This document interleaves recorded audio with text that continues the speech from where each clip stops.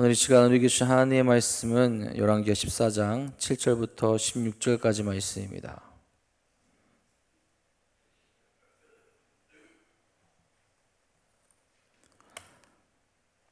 열왕기하 14장 7절부터 16절까지 말씀입니다.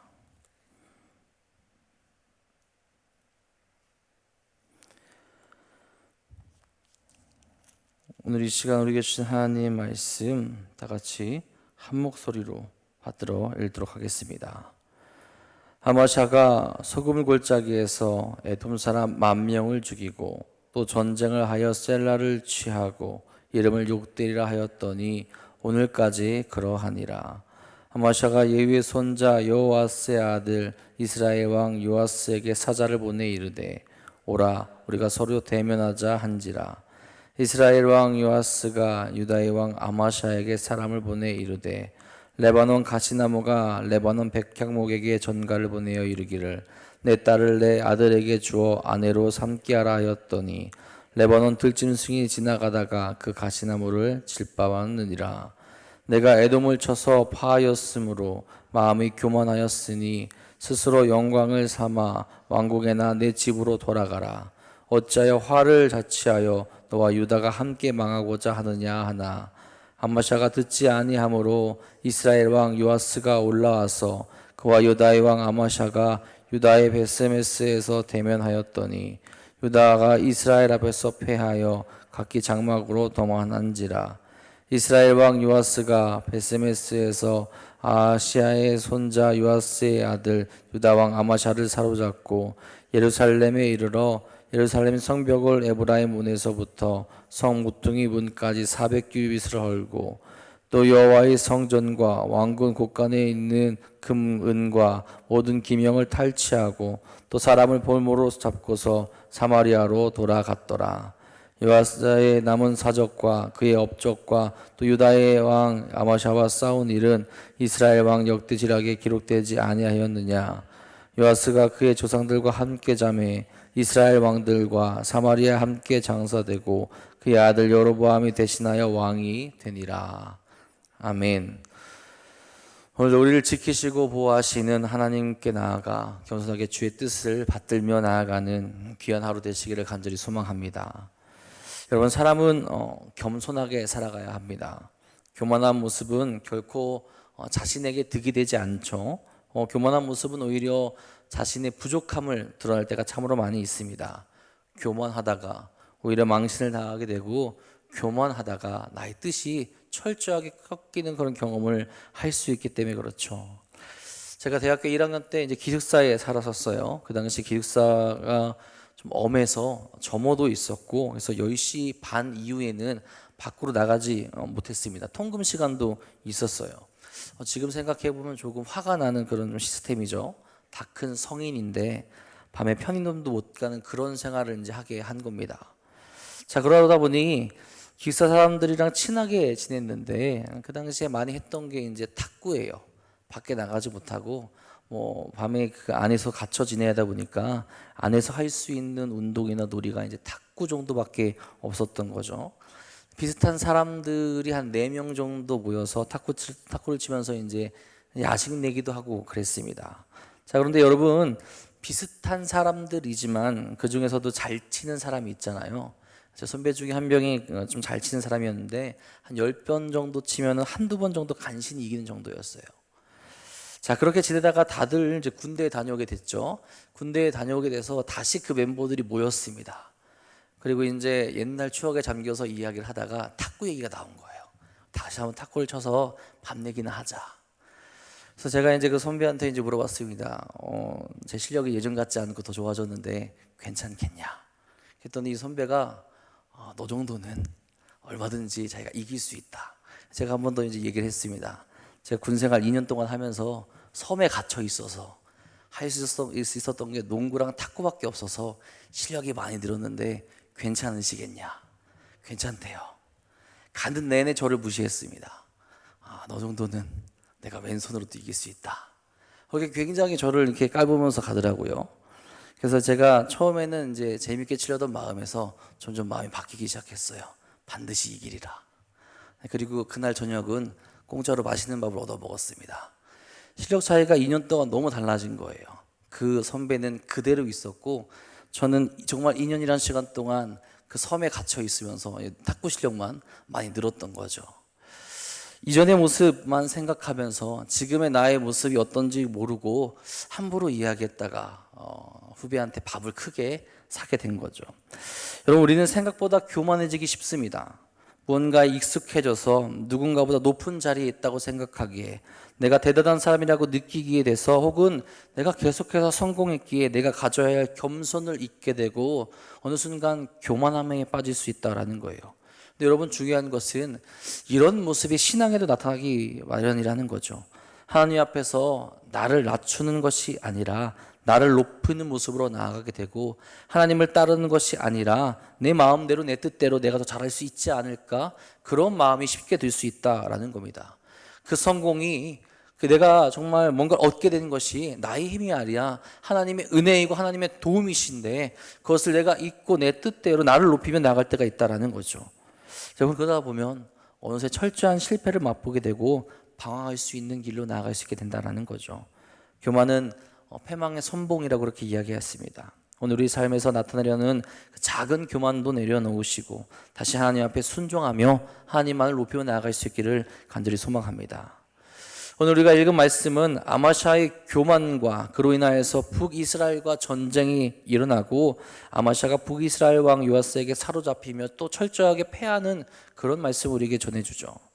어제 말씀에서는 그래도 하나님의 말씀을 잘 따르는 모습이 아마샤에게 나타났습니다. 그런데 그에게 교만이 들어갔다라는 말이 오늘 등장하게 되고, 그 안에서 그 교만한 모습으로 하나님의 뜻이 아닌 자기의 뜻을 높이며 전쟁이 벌어졌을 때 철저히 패하는 것을 오늘 말씀에서 우리에게 보여주게 되죠. 7절에 이렇게 이야기합니다. 아마샤가 소금 골짜기에서 에돔 사람 10,000명을 죽이고 또 전쟁을 하여 셀라를 취하고 이름을 6대1을 하였더니 오늘까지 그러하니라. 아마샤는 왕권을 강화했고 남유다를 외부적으로도 큰 힘을 낼 수 있는 그런 가치 있는 그런 강한 나라로 만들어 갔습니다.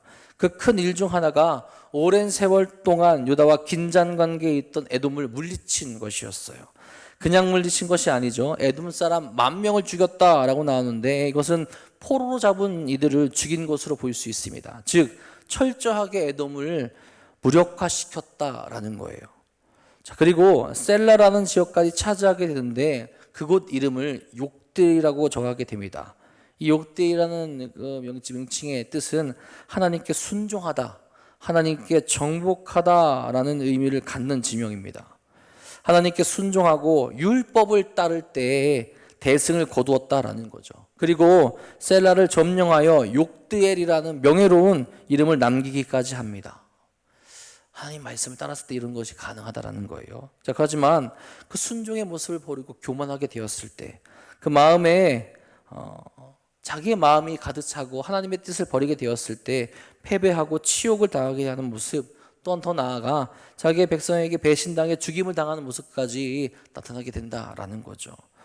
여러분, 우리가 하나님의 뜻을 잘 보아야 됩니다. 날마다 하나님의 뜻을 바라볼 수 있어야 돼요. 어디까지가 하나님의 뜻인지 아는 것도 굉장히 중요하죠.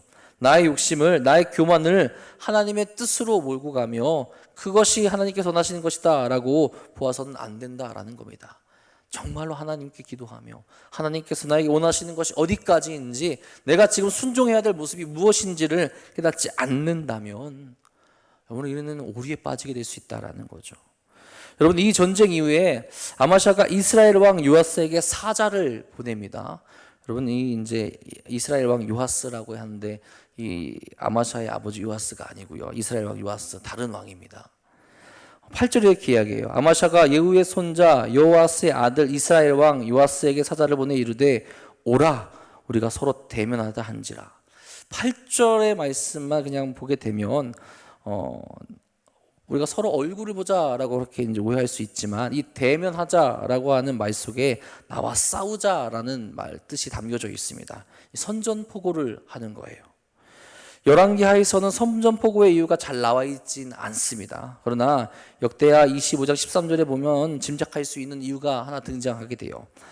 이렇게 말합니다. 아마샤가 자기와 함께 전장에 나가지 못하게 하고 돌려보낸 군사들이 사마리아에서부터 베토른까지 유다 성읍들을 약탈하고 사람 3,000명을 죽이고 물건을 많이 노략하였더라.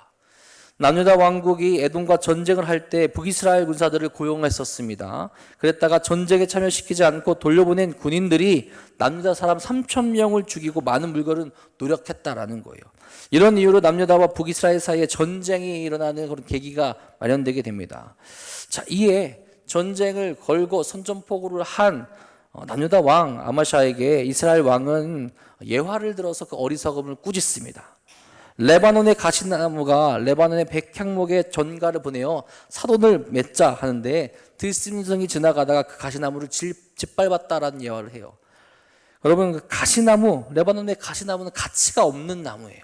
가치가 없는 나무가 레바논의 백향목, 정말 가치 있고 성전으로 쓰이고 여러 재료로 쓰이고 정결케 하는 의식에 쓰이는 그 나무, 그 가치 있는 것에 우리가 서로 사돈을 맺자라고 보냈는데 그게 가능하냐라는 거예요. 분수를 알라라는 거죠. 오히려 짓밟힐 모습, 오히려 멸망할 모습, 오히려 조롱받고 심판받게 될 그런 모습을 이야기하고 있는 거죠. 더 나아가서는 이 아마샤의 모습이 하나님의 심판과 징계까지도 통해서 그 멸망을 나타낸다라는 것을 한편은 보여주게 되죠. 전쟁을 일으킨 자신감 중에 하나가 또 어떤 것이냐? 교만이 있었다라는 것을 북이스라엘 왕이 이야기하면서 그것을 드러내게 됩니다. 전쟁의 이유가 분명히 있지만 단순히 그 전쟁 이유뿐만 아니라 아마샤에게 있는 그 교만이 전쟁을 일으킨 이유 중에 또한 하나가 된다라는 거예요. 10절에 이렇게 이야기하죠. 내가 에돔을 쳐서 파였으므로 마음이 교만하였으니 스스로 영광을 삼아 왕궁에나 내 집으로 돌아가라. 어찌하여 화를 자취하여 너와 유다가 함께 망하고자 하느냐 하나. 아마샤가 에돔과의 전쟁을 승리로 이끌었는데 그 승리에 도취되어 스스로 화를 자초하고 있다는 거죠. 내 상태가 어떠한지, 그리고 특별히 하나님의 뜻이 어디에 있는지 살펴야 하는데 그러지 못하고 자신 스스로 결정하고 전쟁의 길로 나왔다는 거죠. 교만한 마음이 그 안에 있었다라는 겁니다. 여러분, 역대하에서는 이런 아마샤의 모습을 이렇게 설명합니다. 25장 20절입니다. 아마샤가 듣지 아니하였으니 이는 하나님께로 말미암은 것이라. 그들이 에돔 신들에게 구하였으므로 그 대적의 손에 넘기려 하심이더라. 요아스 왕이 아마샤에게 경고를 했어요. 그런데 아마샤가 그 경고를 듣지 않습니다. 왜 그렇습니까? 하나님으로부터 말미암는 것이라고 해요. 이스라엘 백성들이 에돔 신들에게 나아갔고 타락했기에 아마샤의 마음을 그렇게 만든 것이라고 이야기합니다. 여러분, 앞선 에돔과의 전쟁에서 아마샤는 하나님의 말씀을 들으며 에돔의 전쟁에서 크게 승리합니다. 하나님의 뜻대로 역대하에 보면 북이스라엘 군사도 돌려보내고 하나님께서 그들만의 힘으로 승리할 수 있게끔 만들어주세요.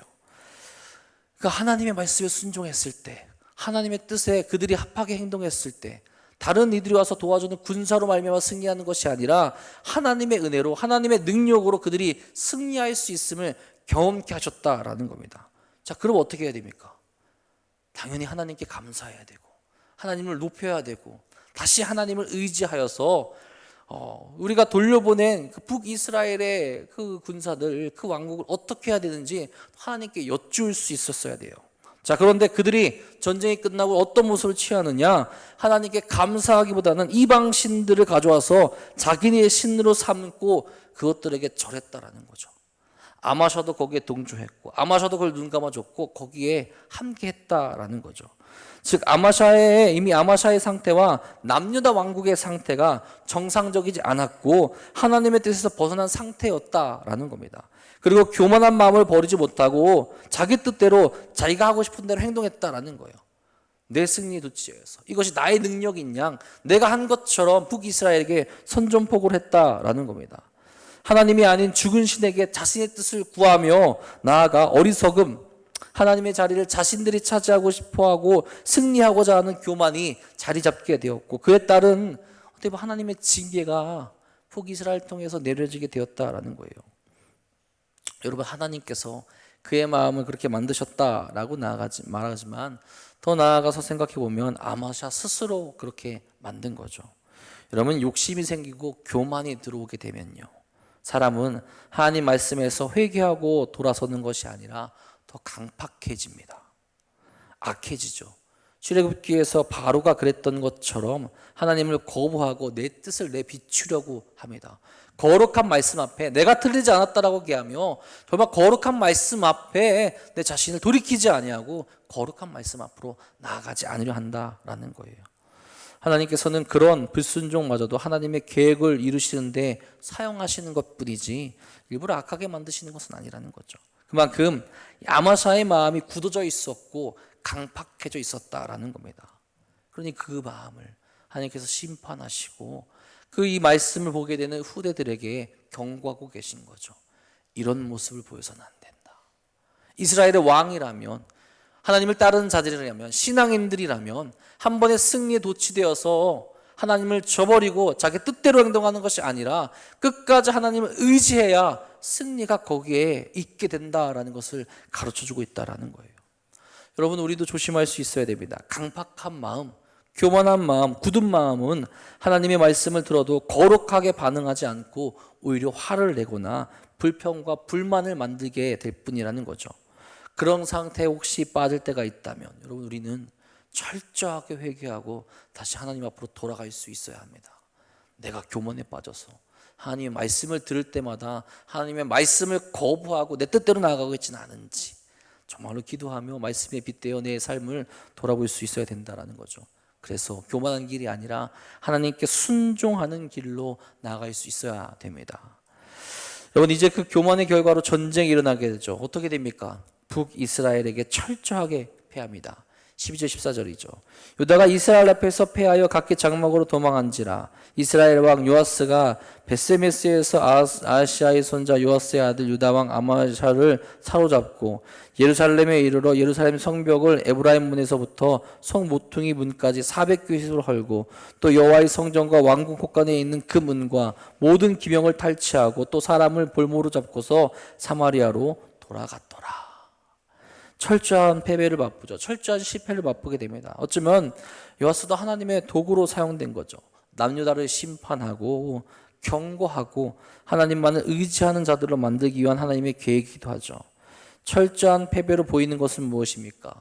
인간의 교만은 늘 패배로 나아갈 수 있다는 거예요. 하나님 없이는 결코 제대로 된 것을 행할 수 없다라는 거죠.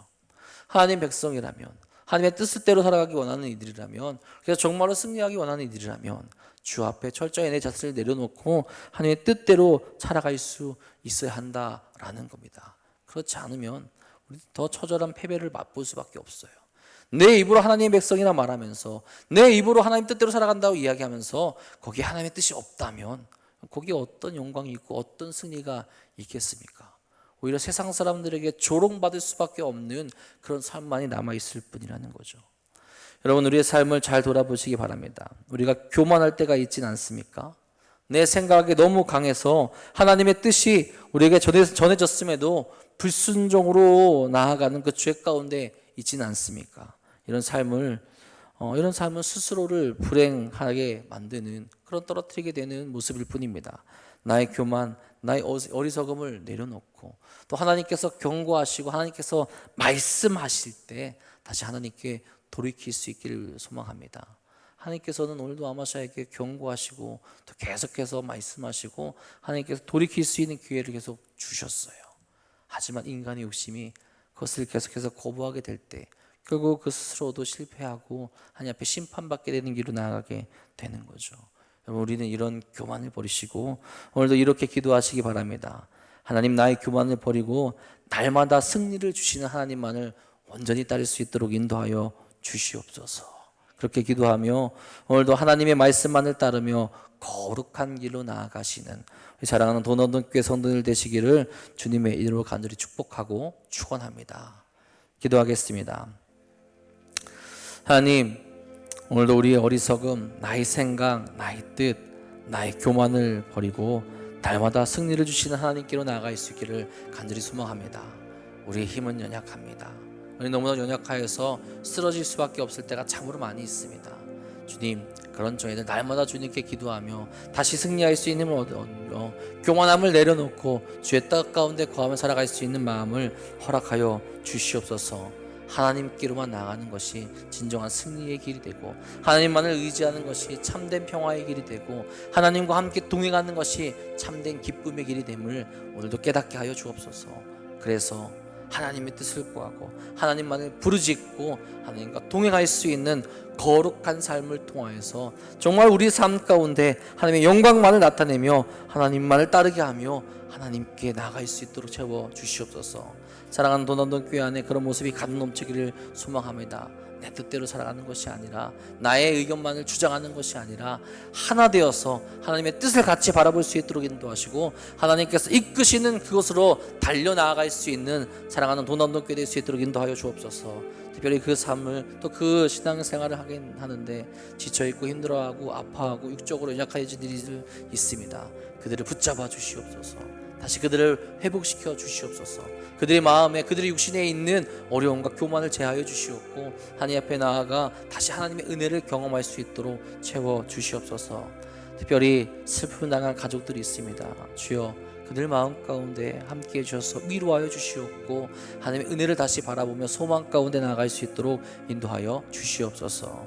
주께서 오늘도 우리와 함께 하시며 은혜의 길로, 또 승리의 길로 이끄실 것 믿사오며 우리 사랑하신 예수님의 이름으로 감사하며 기도합니다.